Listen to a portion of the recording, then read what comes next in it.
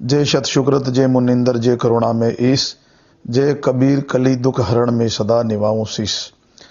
मोक्ष के इच्छुक सभी भक्तात्माओं को मेरा सतनाम साहिब बंदगी, सत साहिब, राम राम, सत श्री अकाल। ये जो पवन दास की लाइव की बकवास का तीसरा एपिसोड है।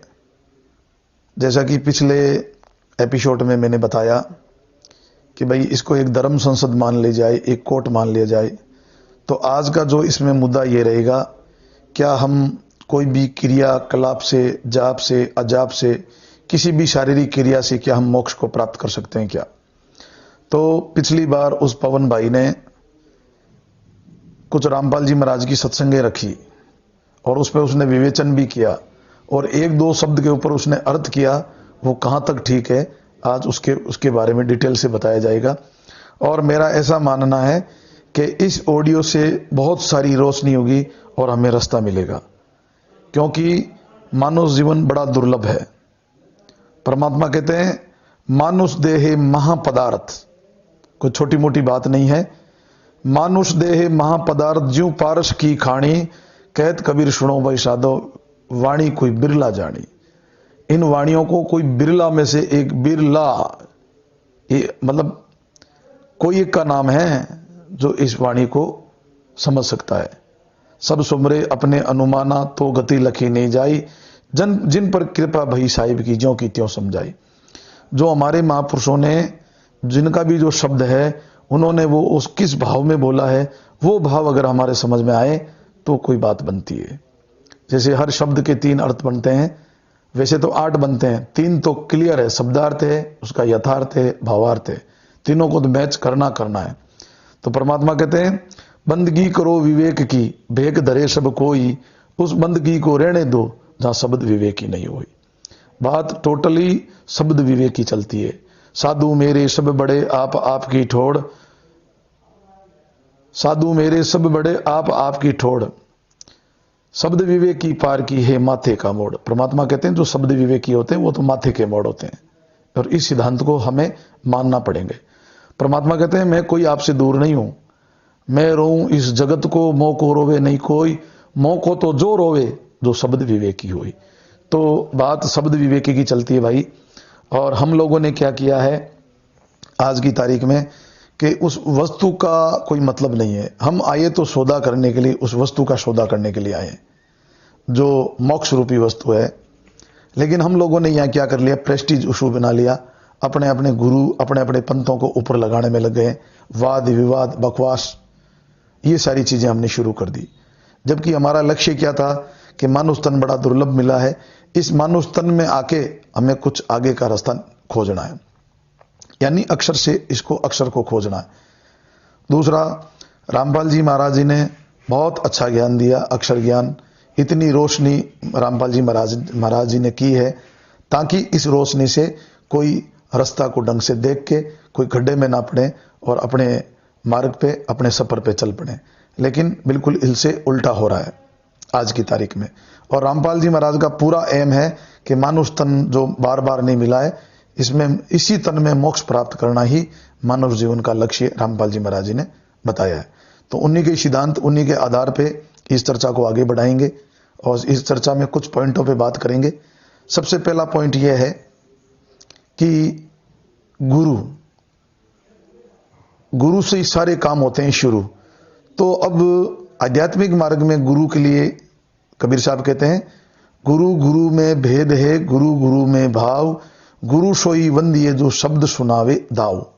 यह दाव का मतलब होता है कि हमारी लास्ट में यम से, इस काल भगवान से, यानी मृत्यु से, इस मन से अपना एक बार जो लड़ाई होगी जिसको मौत कहते हैं, तो वो गुरु जो हमें वो दाव पेच सिखा दें कि हम उस मौत को जीत लें। मरना मरना सब कहे, मरना जाने नहीं कोई, ऐसा मरण जानिए फिर मरण नहीं होई। परमात्मा कहते हैं कि मैं मेरे ज्ञान से ऐसा मरना सिखा देता हूं, जीवित मरना सिखा देता हूं, फिर कभी मरना नहीं होगा। इस मरण का भय ही खत्म हो जाएगा। पूरी दुनिया चाहे कितना भी ज्ञान कत रही है, कोई कितना भी इंटेलिजेंट है, कोई वेद शास्त्रों का ज्ञान दे रहा है, कोई कुछ कर रहा है, लेकिन जब मृत्यु सामने आती है तो सारे ज्ञान वो भूल जाते हैं और अपने शरीर को बचाने की पूरी व्यवस्था में लग जाता है कि मैं कैसे बच जाऊं, बीमार है तो डॉक्टर साहब बचा लो बचा लो, अगर कोई पुलिस का खतरा हो गया जेल का तो ना जाने उससे बचने के लिए क्या क्या हथकंडे अपना लेते हैं। कुल मिला के बचाव का ही उपाय निकालते हैं। जबकि परमात्मा कबीर साहब का सिद्धांत है कि वो मौत क्या है, वो मरना क्या है, वो डर क्या है, एक बार उस डर के पास जाके देख लो और हमेशा के लिए इस जीवन में डर को ही निकाल दो। तो ये सिद्धांत जो है, ये ऐसे गुरु होते हैं जो मरना सिखाते हैं।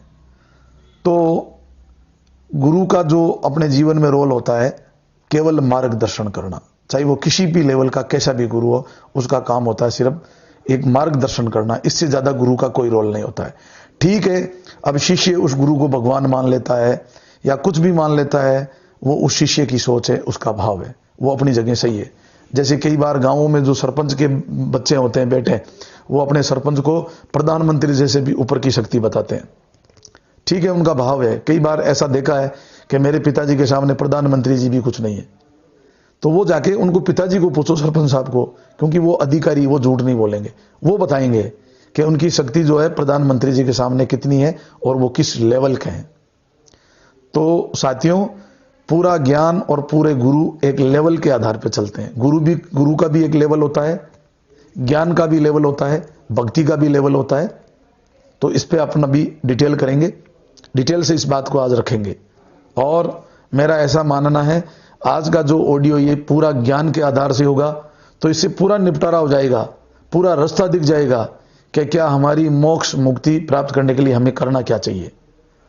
और पूरा का पूरा जो है मैं जो बताऊंगा वो रामपाल जी महाराज का ज्ञान और रामपाल जी महाराज के आधार से ही बताऊंगा, सदग्रंथ के आधार से बताऊंगा। जो रामपाल जी महाराज ने फॉर्मूला सिखाया है उससे कहीं भी एक MM भी बाहर नहीं जाएंगे। तो ये भाई पवन दास अपनी उस लाइव बकवास में कहता है कि जैसे एक नितिन दास जी की उन्होंने बात रखी थी, नितिन साहब ने कहा था कि अगर कोई अंधा है तो वो गुरु का दर्शन कैसे करेगा।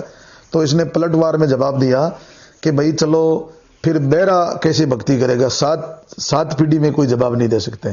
क्यों नहीं दे सकते भाई? बिल्कुल इसका जवाब है पवन दास जी कि अंधा बहरा इंद्रियों से है, सुरती से कोई अंधा बहरा नहीं होता है।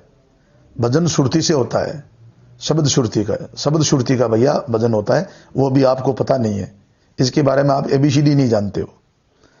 तो ये मेरा जवाब है, कोई अंधा भी हो चाहे बहरा हो, वो शरीर से, इंद्रियों से, बेशक उसमें कॉमन सेंस होना चाहिए, थोड़ा सा इतना नॉलेज होना चाहिए, मुझे परमात्मा को प्राप्त करना, चाहे वो अंधा हो चाहे बहरा हो, कोई फर्क नहीं पड़ता है, वो भी मानुष तन में है और उसको भी मोक्ष प्राप्त करने का पूरा हक है, अधिकार है।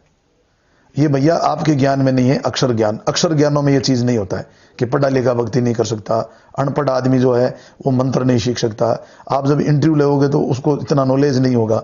ये अक्षर ज्ञानों में चलता है मेरे भाई, नहीं अक्षर ज्ञान में ऐसा नहीं चलता है, ये फाइनल परमात्मा का ज्ञान है। तो अब गुरु क्या करते हैं, कोई जाप अजाप किसी प्रकार की हमें क्रिया साधन बताते हैं। तो उनका बताने का जो मकसद होता है कि एक शिष्य के लेवल के अनुसार, जैसे रामपाल जी महाराज अक्सर अपनी सत्संग में कहते थे कि मेरे भगत तो अभी -0 में चल रहे हैं। और दूसरी बात रामपाल जी महाराज ये भी कहते थे, अभी तो मैं सिर्फ भूमिका बना रहा हूं, सत्संग तो अभी बाकी पूरी पड़ी है। मैंने उनकी मुखारबिंद से ये बातें कई बार सुनी है, मैं उनके सानिध्य भी रहा हूं, रामपाल जी महाराज को मैंने समझा है, मैं रामपाल जी महाराज का उद्देश्य को भी मैंने देखा है। बहुत ही रामपाल जी महाराज ने जो काम किया, बहुत जबरदस्त काम किया। कोई रामपाल जी महाराज कोई कम हस्ती नहीं है, बहुत बड़ी हस्ती है। और 6 प्रकार के गुरु हैं, जिसमें मैंने पिछले भी ऑडियो में क्लियर कर दिया। 6 नंबर में मेरे रामपाल जी गुरु हैं और रहेंगे। बात है ज्ञान की, तो रामपाल जी महाराज का भी यही एम है कि भाई आप पार हो जाओ कैसे ही करके, बस मोक्ष को प्राप्त कर लो। और जो मोक्ष को प्राप्त कर लेगा वो रामपाल जी का ही शिष्य है, क्योंकि रामपाल जी के कहने से ही मोक्ष का इच्छुक बना हुआ। रामपाल जी महाराज ने मोक्ष के बारे में बताया, बाकी लोगों को मोक्ष क्या वस्तु होती है पता ही नहीं होता है। तो चलते हैं जाप। अब जाप क्या होता है कि मुंह के द्वारा किसी भी चीज को हम उच्चारण करते हैं, किसी भी लेवल के मंत्र को, उसको जाप कहते हैं। और उसी मंत्र को अगर आप सांसों के साथ में लगा देते हो तो वो अजाप हो जाता है, मानसिक जाप कहलाता है, वो अजाप कहलाता है। उसके बाद में होता है अनहद। अनहद, हद और अनहद दोनों अपने को समझनी पड़ेगी। इसलिए कबीर साहब ने कहा जाप मरे अजाप मरे अनहद ही मर जाए, शब्द मिलावे शूरती में तांको काल नहीं खाए। कितनी बढ़िया बात बता दी कि भाई जाप अजाप तक तो काल का दायरा है, अंडरस्टूड है, समझदार को इशारा काफी है। उसके बाद में आगे बताया अनहद, एक होता है हद और एक होता है अनद। हद बोलते हैं शरीर तक का, अनद होता है जो हद और अनहद। अनद होता है शरीर के बाहर के, जैसे एक शरीर के बाहर से कुछ ध्वनि आती है, कानों से सुनाई देती है, जिसमें कई प्रकार की आवाजें आती है, उसको अनद आवाज बोलते हैं। अनहद नाद, नाद का मतलब कोई आवाज, तो वो ब्रह्म नाद होती है, वहां तक भी काल का दायरा होता है। लेकिन शार शब्द उससे कुछ अलग है। अब शार शब्द के बारे में रामपाल जी महाराज जी ने क्या बताया, मैं आपको उन्हीं के मुखारबिंद से एक इशारा अभी इस ऑडियो में आपको सुनाऊंगा, फिर आप निर्णय करना कि शार शब्द क्या वस्तु है। रामपाल जी महाराज शार शब्द के बारे में क्या कहना चाहते थे। मैंने ये कभी नहीं कहा कि रामपाल जी महाराज शार शब्द के बारे में नहीं जानते हैं। मेरा कहना इतना ही था कि हर किसी संत को परमात्मा कहां तक काम लेते हैं वो परमात्मा की मर्जी है। जैसे गरीबदास जी को जो काम लिया वहां तक का ले लिया, क्योंकि वो ज्ञान लुप्त हो गया था। गरीबदास जी से जितना बुलवाना था वो परमात्मा ने बुलवा दिया, गरीबदास जी ने उतना ही काम किया, क्योंकि गरीबदास जी एक अधिकारी संत है। हर अधिकारी को एक अधिकार होता है, उस अधिकार से बाहर वो अधिकारी नहीं चलते हैं। ठीक इसी प्रकार रामपाल जी महाराज ने भी अक्षर ज्ञान की खूब रोशनी की, जबरदस्त रोशनी की, और जितना परमात्मा को रामपाल जी महाराज को काम लेना था, जिनसे इनसे कुछ जो ज्ञान उजागर कराना था, बस वो उतना ही करवाना है। रामपाल जी महाराज का 20 साल का पूरा सिलेबस चला है, 20 साल का समय चला है, तो रामपाल जी महाराज ने 20 साल में खूब रोशनी की। तो ये हुआ है जाप अजाप और अनद। अब जो शब्द श्रुति का खेल आता है, जैसे हम अधिकतर रेमेणी पढ़ते हैं, तो रेमेणी के पीछे एक लिखा हुआ है, बेर करे सो दुख पावे, और सुरती शब्द मिल जाई, कह कबीर जम दल पे लिया सदगुरु लाख दुआई। मेरे भाई, अगर इस एक चीज का अर्थ अगर किसी को समझ में आ गया तो बहुत बड़ा इसके अंदर छिपा हुआ है। यानी जो शब्द और श्रुति की जो साधन जिसके पास है, जो साधना करेगा, उससे जो भी बेर करेगा वो दुख पाएगा। बहुत से ऐसे संत हैं, जैसे गरीबदास जी महाराज हैं, उनको रंगीला मोहम्मद शाह ने जेल करवा दी थी, तो वो रंगीला मोहम्मद शाह दुख पाया। बाबर साहब ने दादू जी को जेल करवा दी। हमारे यहाँ जो संत है रामदास जी महाराज, जोधपुर राजा ने उनको देश निकाला दे दिया।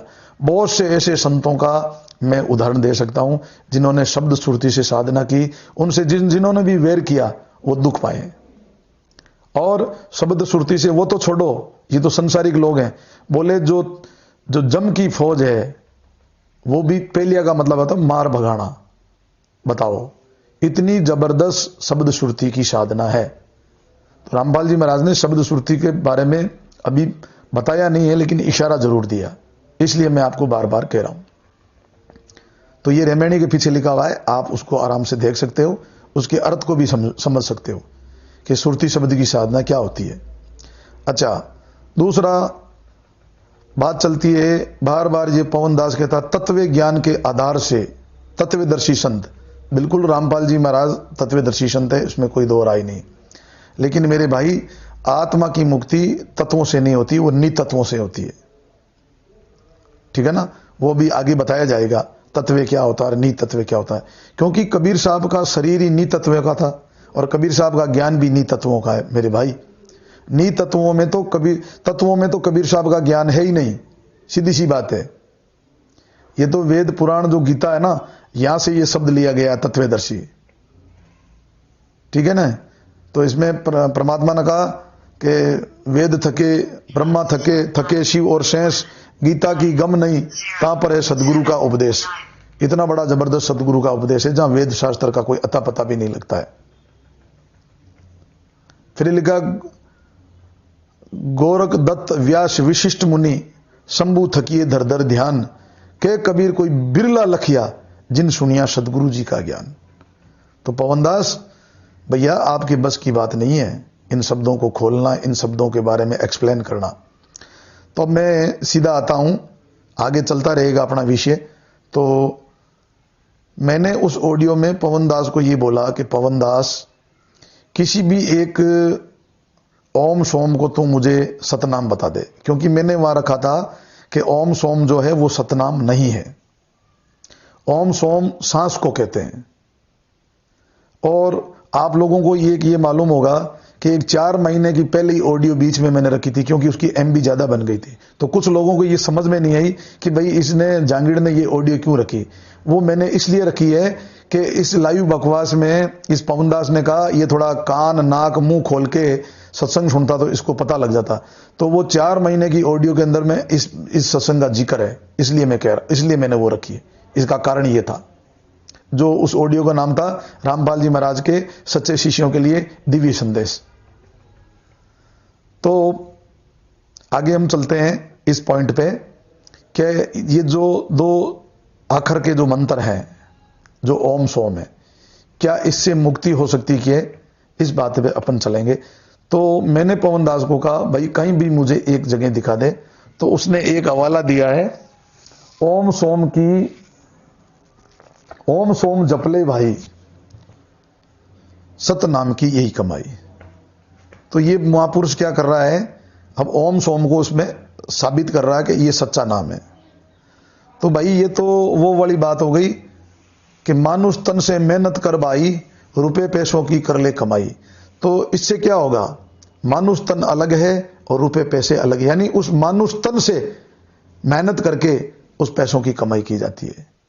जैसे कि राम नाम जपते रहो जब तक घट में प्राण। फिर राम नाम जपो ना भैया, कबीर साहब तो ये भी कह रहे हैं राम नाम जपते रहो जब तक घट में प्राण। तो फिर राम नाम जपो ना।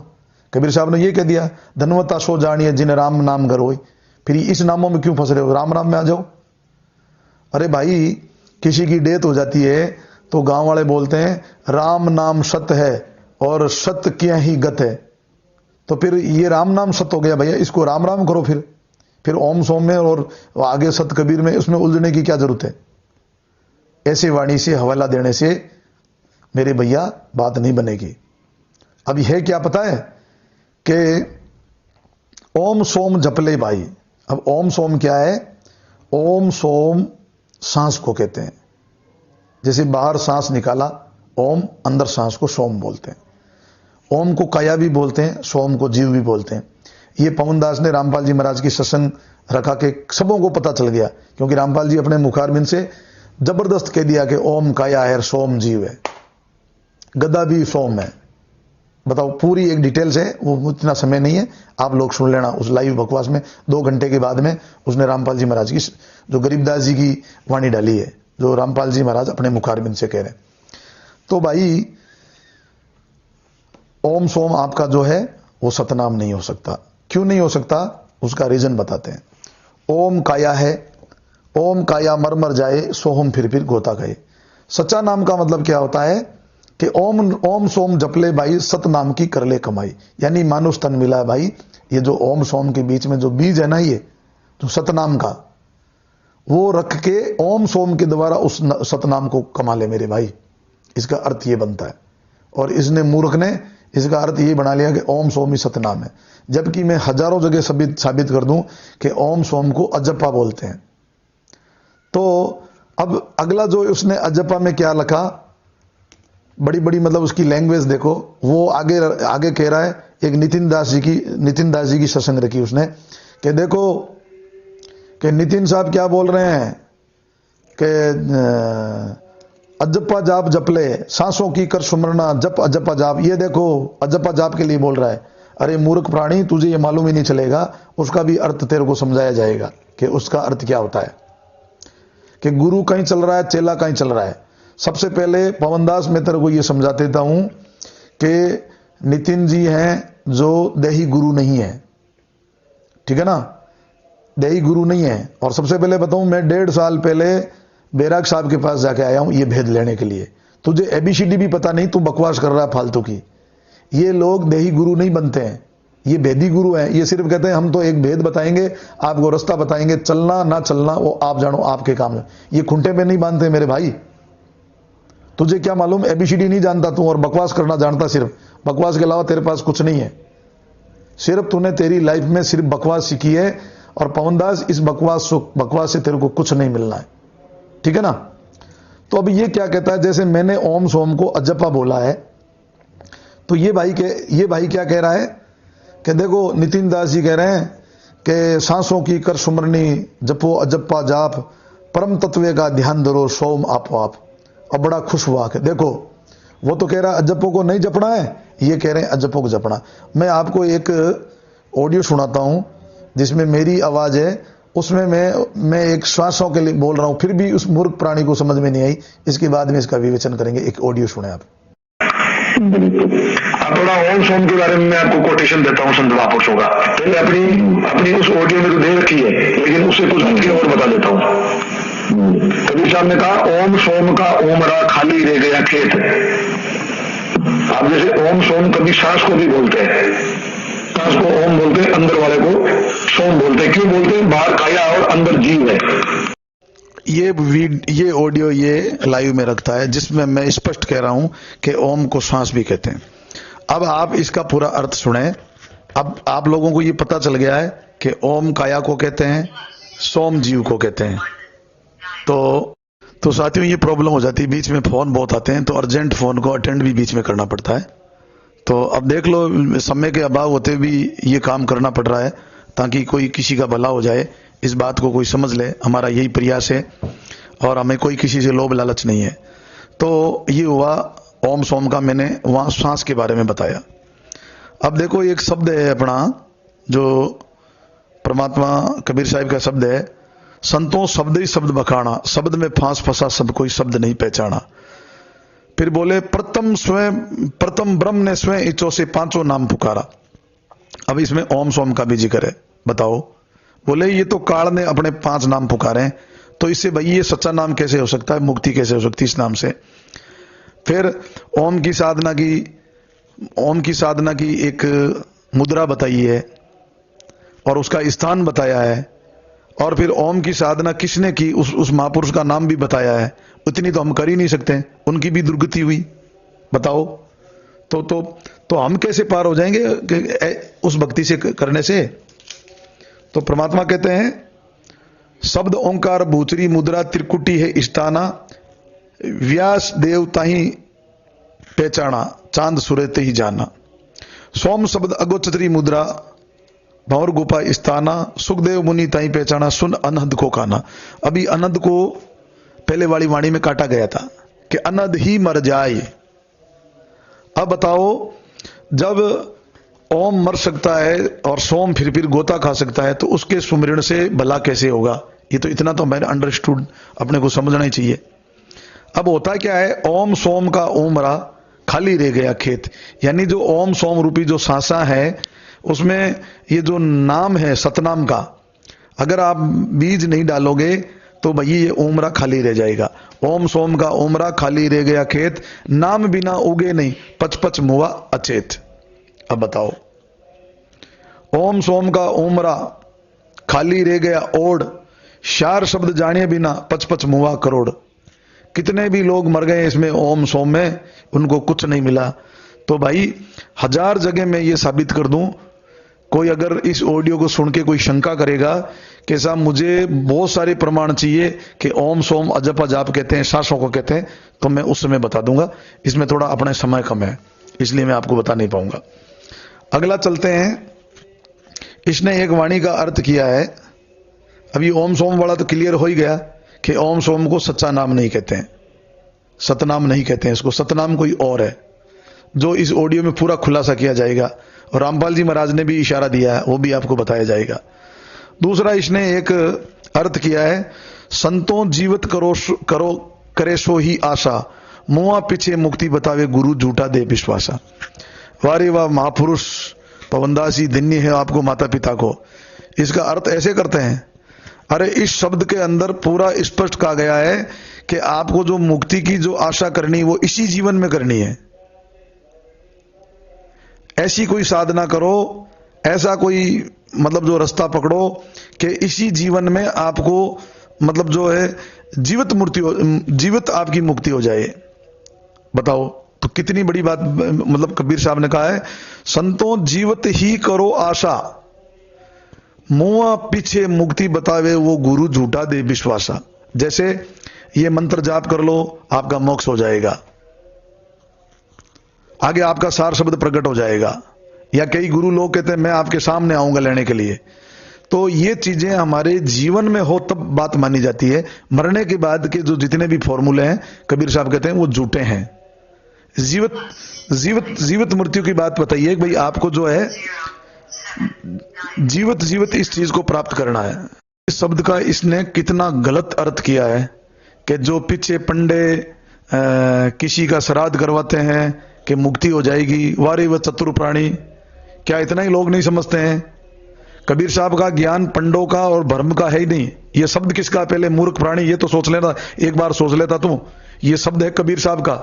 कबीर साहब ने पंडों को, पंडितों को, इन आडंबरों को काटा है। केवल जीवन मुक्त की बात बताइए कबीर साहब ने। इस अर्थ का साथियों, इस शब्द का अर्थ बनता है कि जीते जी आपकी मुक्ति हो जाए, जिसके दृष्टा आप खुद हो, आप अपनी आंखों से देख लो। जैसे कबीर साहब कहते हैं, केहा लेखा की है नहीं देखा देखी की बात, दुल्हन को दुल्हा मिला फीकी पड़ी बारात। इस टाइप की बात बताइए कि आपके जीवन में जीते जी आपकी मुक्ति होगी, मरने के बाद में नहीं होगी। जो मरने के बाद में जो फॉर्मूले आपको वर्तमान में जो गुरु बताए जाते हैं, उनके लिए कबीर साहब कह रहे हैं। अब ये मूर्ख प्राणी इस बात को कहां लेके गया बताओ आप? इसको इतना ही मूर्ख को मालूम नहीं है ये शब्द किसका है। ये शब्द कबीर साहब का है, और कबीर साहब ने पंडों को, मुल्लों को, सबों को, आडंबरों को काटा है। तो यहां से भी ये पूरा गलत साबित होता है कि इसको एबीसीडी भी नहीं आती है। आगे चलते हैं। एक शब्द का इसने अर्थ और किया है कि मोह को क्या रे ढूंढे रे बंदा, मैं तो तेरे पास में। ठीक है। और लास्ट में ये मतलब जो, अब इसका अर्थ आप सुन लेना, मैं इसका ऑडियो नहीं डालूंगा क्योंकि समय का बड़ा अभाव है। जो जिज्ञासु हैं, जो सुनना चाहते हैं, तो वो इसको आप आराम से सुने। अब कबीर साहब का जो शब्द है, मोह को कहां ढूंढे रे बंदा, मैं तो तेरे पास में। सबसे पहले तो ये कहने वाला है कौन? ये कहने वाला है आत्मदेव। दया धर्म और आत्म पूजा, इन सम और देव और नहीं है दूजा। इनके अलावा कोई आपको नहीं मिलेगा। दया धर्म और आत्म पूजा, इन सम देव और नहीं दूजा। कि मोह को कहां ढूंढे रे बंदा, मैं तो तेरे पास में।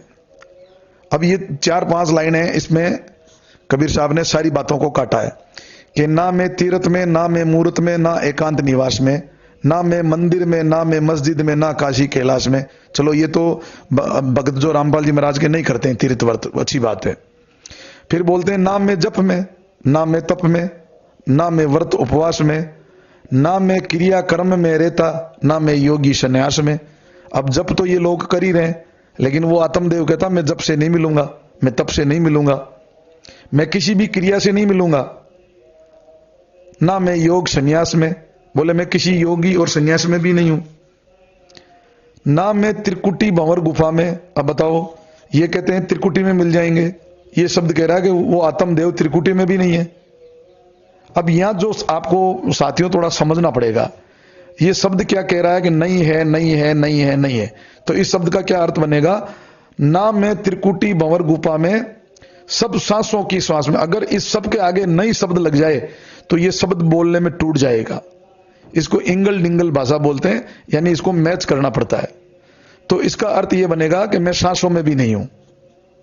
ठीक है। ना मैं त्रिकुटी भंवर गुफा में, ना मैं सब सांसों की सांस में। तो यहां केवल इतना ही लिखा हुआ है, सब सांसों की सांस में, यानी मैं नहीं हूं। अब यहां थोड़ा एक मिसप्रिंट हुआ है कि खोजी हो तो तुरंत मिल जाऊं, एक पलक की तलाश में। तो इसमें ऐसा नहीं है, उसमें है कि भेदी हो तो मैं तुरंत मिल जाऊं, एक पलक की तलाश में, के कबीर सुनो भाई साधो, मैं हूं विश्वास में। अब इसका अर्थ यह बनता है, यह भी शब्द एक सपोर्ट करता है कि वो आत्मदेव, वो परमात्मा जो है, आपको जब तप में नहीं मिलेगा, वो सांसों में नहीं मिलेगा। वो कैसे मिलेगा? कोई भेद मिल जाए और उस भेद के ऊपर विश्वास करना है। जैसे मान लीजिए आपको दूध चाहिए और भेद मिल गया, आपको घर पे गाय रखनी है, तो मान लो अभी गाय ब्याने वाली है, तब दूध देती है, तो उसके ऊपर विश्वास किया जाएगा। लेकिन भेद होना चाहिए गाय का, मतलब बैल और गाय दोनों एक जैसे दिखते हैं। लेकिन किसी बंदे ने आपके घर पे बैल बंधवा दिया और आपको यह कह दिया कि भाई साहब आप विश्वास रखो, तो मैं बता रहा हूं आपके 7 जन्म का विश्वास आपके साथ में धोखा होगा। तो विश्वास भी, विश्वास का पात्रता होनी चाहिए, तब जाके विश्वास काम करता है। विश्वास अर्ध सत्य है, पूरा सत्य विश्वास नहीं है। विश्वास की पात्रता के ऊपर विश्वास किया जाए तो विश्वास सत्य 100% होता है। जैसे जो रावण है, रावण राम से नहीं मारा जा रहा था, तो खोज तो वही कर रहा था कि इसको कैसे मारूं, मेहनत कर रहा था, कोशिश कर रहा था। लेकिन विभीषण जी ने श्री राम को भेद बताया कि हे श्री राम, इसके नाभि पे मारो। तो जैसे ही नाभि का भेद बताया और उसका काम पक्का। ये होता है, भेदी हो तो तुरंत मिल जाऊं एक पलक की तलाश में। अब कोई कहेंगे नहीं ये तो खोजी सही है, तो इसके लिए 2-3 साखियां और आएगी। क्या आएगी? वो ये आएगी कि वस्तु कहीं ढूंढे कहीं किशविद लागे हाथ, वस्तु वहीं की वहीं है, भेदी लीजिए साथ। भेदी लीजिए साथ, वस्तु तुरंत दी बताई, कोटि जन्म का पंथ था और पल में दिया पहुंचाई। तो ये जो है यहां भेदी होगा। खोज करने से चीज नहीं मिलती है। खोज तो ऋषि मुनियों ने की है, हम लोग भी कर रहे हैं, बहुत से और लोग रिसर्च कर रहे हैं। रिसर्च से कोई चीज नहीं मिलती है, खोज से नहीं मिलती है, चीज मिलती है भेद से। भेदी होना जरूरी है, भेद, और फिर उस भेद के ऊपर विश्वास किया जाता है। तो इस शब्द का इस महापुरुष ने क्या अर्थ किया, जरा आप लोग ध्यान से सुन लेना और ये निर्णय कर लेना कि इस बंदे में कितना ज्ञान है, और ये हुआ भाई कौन बकरा है, गधा कौन है, मूर्ख कौन है, ये सारे सब कुछ इसी के ऊपर लागू होते हैं। अब देखो, एक ये इशार शब्द के बारे में और बता रहा है। जैसे दास ने जो सत कबीर बताया, तो ये कह रहा कि रामपाल जी महाराज ने आज तक किसी को दिया ही नहीं। तो पिछली ऑडियो में मैं बता चुका हूं कि भाई ये खुद अपने गुरु को दोगला और 420 साबित कर रहा है, धोखेबाज साबित कर रहा है अपने गुरु को, खुद को, कि मेरे गुरु ने आज तक किसी असली को चीज दी नहीं। और जबकि रामपाल जी महाराज का मैंने सार नाम दिया। अब ये एक चीज आपके और सुने, ये कहता, फिर ये एक वाणी और का हवाला देता है। इसके बारे में ये सार शब्द कह रहा है, थोड़ा ध्यान से सुनना इसके बारे में, क्योंकि मिनट भी पूरे हो रहे हैं, एमबीपी भी पूरी हो रही। 1 मिनट। तो फिर एक और वाणी है परमात्मा की। कौन सी वाणी? कि सोहम ऊपर और है, सत सुकृत एक नाम, सब हंसों का वास है, नहीं बस्ती नहीं गांव। तो बताओ फिर कौन सा है असली सार नाम? यहां तो अब देखो इस मूर्ख प्राणी को, ये एक गरीबदास जी महाराज की जो शब्द एक साकी है ये रख रहा है। ये अब इस मूर्ख को ये पता नहीं मैं कह क्या रहा हूं, और ये जो वाणी रख रहा है इसके बाद में क्या होगा ये इसका जवाब नहीं दे पाएगा। अब सारे जितने भी जो भक्त हैं एक ही चीज है, बस सतलोक चलने के लिए तैयार हुए कि हमें सतलोक जाना है, हमें सतलोक जाना है। और ये कह रहा है, फिर ये है क्या सार शब्द, एक वाणी और है। क्या बोला? सोहम के ऊपर और है, सत शुक्रत एक नाम, सब अंशों का आभास है। ध्यान देना कि सत शुक्रत एक कोई नाम है, एक शब्द है, वहां सब अंशों का वास है। नहीं बस्ती नहीं गांव, गांव कह दो चाहे ठाव कह दो। अरे तो मूर्ख प्राणी, फिर सतलोक कहां रह गया? ये वाणी तो कह रही है कि जो लोक है, जैसे कबीर साहब कहते हैं, लोक अलोक शब्द है भाई, जो पहुंचा निरसन से हो, या वही जो निरसन से कौन हुआ, जो पहुंचा जिसने जाना है। तो भाई तू बता, जब कह दिया है कि सोम के ऊपर एक नाम और है जिसको सत सुकृत कहा गया है, और सब अंशों का बास है, नहीं बस्ती नहीं ठाव, ठाव कह दो चाहे गांव कह दो। तो फिर भाई सतलोक कहां रह गया? तुम्हारी वाणी से ही सारी चीजें, सारे आगे की चीजें को काट रहा है मेरे भाई। तो इसका भेद तुझे पता नहीं है पवनदास, तू सिर्फ बकवास कर सकता है। और ये शारनाम के बारे में इशारा है, लेकिन तू नहीं जान सकता इसको, ठीक है ना। गद्दा अपने ऊपर जो भी सामान लेके आता है ना, वो सिर्फ ढोता है, उसके लिए काम की नी चीजें नहीं होती है ये, ठीक है। और आगे एक, चलो इसको खोल दिया। अब मैं आपको ये सुनाता हूं, अगली जो सत्संग शुरू होगी, यानी जो अगला एपिसोड होगा, वो सार शब्द पे होगा। वो क्या सार शब्द है वो अगले, अभी रामपाल जी महाराज की ऑडियो के अनुसार। अब आगे इसने एक और एक कमेंट किया है कि देखो ये जांगीड़ कह रहा है कि अक्सर से अक्सर लके बहुजल जीते। अब इस तरह की एक वाणी है जो मैं आपको बताता हूं। मैंने एक वाणी रखी थी, अक्षर एक सगल गट होई, बिन सदगुरु नहीं पावे कोई, अक्षर माई सो अक्षर होई, बिन सदगुरु बूझे नहीं कोई। फिर मैंने एक वाणी रखी थी, भाव भक्ति जाहि गट बसे, सत्य शब्द प्रतीत, अक्षर में अक्षर लखे, चले सो बहुजल जीत। अब इस भाई, ये भाई इसका अर्थ क्या बनाता है वो आप देखिए, आप सुनिए। और दूसरी ये भी है, कबीर पढ़ना दूर कर, पोथी ते बुआई, 52 अक्षर शोध के, राम नाम लोला। अब कबीर साहब ने क्या कहा कि इन 52 अक्षरों में से उस अक्षर को ढूंढो। अब ये कह रहा है बस ओम सोम को ढूंढ लो। अरे मेरे भाई, ओम सोम सांस को कहते हैं, ओम सोम तो खाली उम्रा है। इसमें अगर जब तक बीज नहीं डाला जाएगा, जैसे एक किसान है, कोई हल लेके जाता है, उसमें बीज नहीं बोएगा तो उसमें वो भूखे मरेगा फिर। अरे मानुष तन पवनदास बड़ा दुर्लभ है, इसको थोड़ी समझने की कोशिश कर, ये नेतागिरी बकवास छोड़ दे, ठीक है ना। तो इस वाणी का ये अर्थ बनता है कि हम जो बोली चाली की भाषा है, जो हमारे 52 अक्षर है, उस 52 अक्षर से उस अक्षर को, कौन सा अक्षर, जो आत्मा को भी अक्षर कहते हैं, आत्मदेव को भी अक्षर कहते हैं, उसको खोज ले मेरे भाई। इसलिए कबीर साहब ने कहा कि सार शब्द में भाग सुनाया, मूर्ख जीव मर्म नहीं पाया। कबीर साहब कहते हैं मैं उस सार शब्द के बारे में ना जाने कितने मैंने 52 अक्षरों में मैंने भाग भाग के सुनाया तुम लोगों को, लेकिन मूर्ख जीव अभी भी वो समझ नहीं पाया। सार शब्द के बारे में 33 अरब वाणी परमात्मा बोले, मैंने बोल दी, फिर भी बोले मूर्ख जीव इसको समझ नहीं पाया। इसका मतलब तो होता है ये, लेकिन इस भाई के ये समझ में नहीं आएगी। अब देखिए, एक यहीं से ये एपिसोड एंड करेंगे और इसी शार शब्द से अगला एपिसोड शुरू करेंगे। तो मैं आपको एक रामपाल जी महाराज जी के द्वारा मुखारबिंद से शार शब्द के बारे में एक इशारा बताता हूं, और उसके बाद में उस इशारा को भरपूर तरीके से मतलब खोला जाएगा, बताया जाएगा, ताकि आपको समझ में आ जाएगी कि ये ओम सोम है, सत कबीर, ये जाप अजाप, ये क्रियाएं जैसे पाठ करना, हवन करना, ठीक है ना, ये सारी क्रियाएं कहलाती है, ये आरती करना, ठीक है। तो इन क्रियाओं से हम पार हो सकते हैं। और ये क्रियाएं कहां तक हमारी साधक है और कहां तक हमारी बाधक है, इस पे अगला एपिसोड बनेगा। इससे पहले एक थोड़ा शार शब्द के बारे में आपको मैं इशारा रामपाल जी महाराज की तरफ से दिलवा देता हूं। रामपाल जी महाराज ने अपने मुखारबिंद से जो कहा है उसको आप सुने, उसके बाद में अगली एपिसोड में क्या क्या है उसके पॉइंट आपको भी मैं बताऊंगा। सीता सोहम कन्ना किन्ना सोहम निता सोहम मन ओम है देही और दोहों के मद सद सनेही सोहम नारी सोहम पुरुषा सोहम हिंदू सोहम तुर्का सोहम कौम छपी सो जाति ओम सोहम की उत्पाती सपत अंड पर सोहम साजे जाता है सार शब्द धुन बाजे।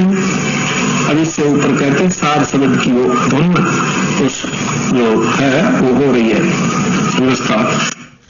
अभी साथियों आप लोगों ने सुना कि शार शब्द की एक जो धुन हो रही है, जो अखंड धुन है, वो कभी खंड नहीं है।